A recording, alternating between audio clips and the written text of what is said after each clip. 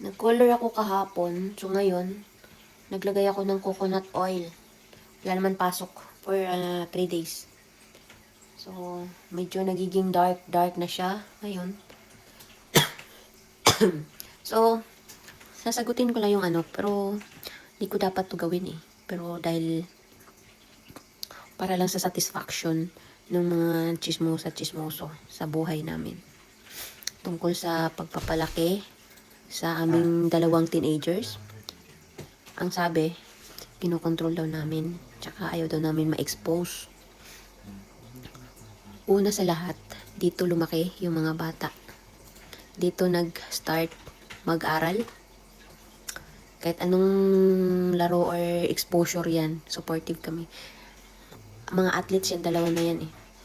So ngayon, tsaka mga good records yan sa sa school.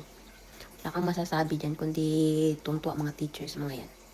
So ngayon, may mga tao na madaling manghusga kasi nga kilala, alam nila yung pangalan namin, pero hindi nila kilala buong pagkatao namin.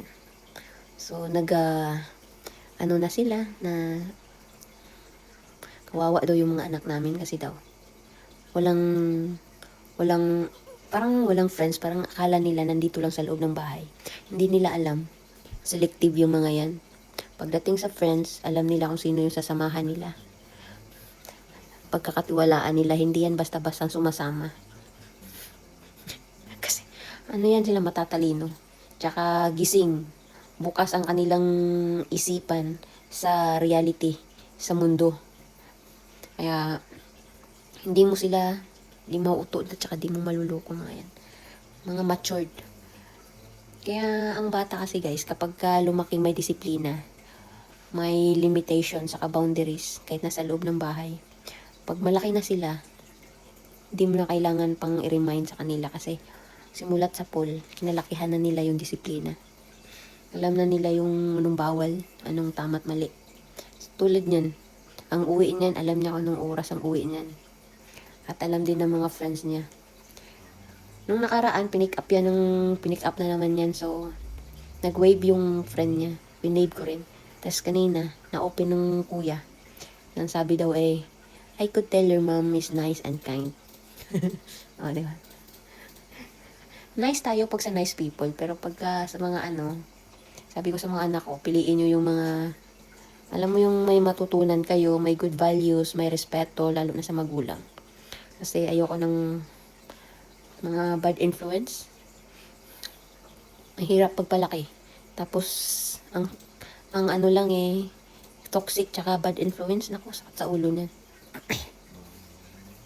Kaya sabi namin sa kanila na dapat marunong silang mamili kung sino yung papasukin nila sa buhay nila. Hindi basta-basta kung sino-sino sinasamahan.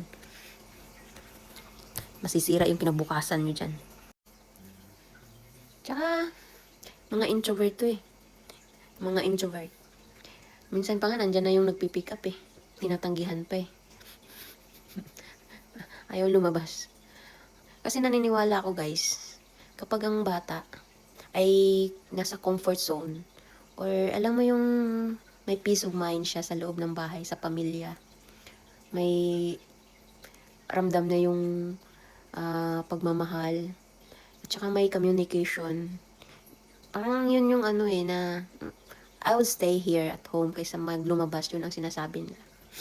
Pero sabi din namin na sumama kayo para meron naman kayong activity sa at ng, alam mo, banding sa friends. Kasi, mga mababait naman yung mga sinasamahan din. Kaya yun, di ba? Tinutulak pa nga namin eh. Pero, pagdating sa communication, lalo na yung panganay, yung kuya, kahit 3 hours pa yan. Non-stop yan, guys. Kailangan mo lang talagang makinig. Tsaka, no judgment. Tsaka, huwag mo itolerate kung meron siyang sinabi na hindi maganda. So, ano mo yan. Parang ipaalala mo sa kanya na, oops, medyo nag-judge na tayo sa ganyan. Ganun yun. Kaya, ayun, yun lang. Hindi madali maging magulang. Dapat, ang goal natin ay hindi lang mapalaki sila, Kundi ang goal natin ay lumaki silang may takot sa Diyos, may respeto sa tao, sa magulang, alam nila yung limitation and boundaries. He's going out, guys. Take care! Have fun! I'm videoing, guys. Yan ang pick up niya. It is friends. So ito naman, guys, iba naman ang kanyang friends, group of friends. Pinipick up din yan. Tid sundo.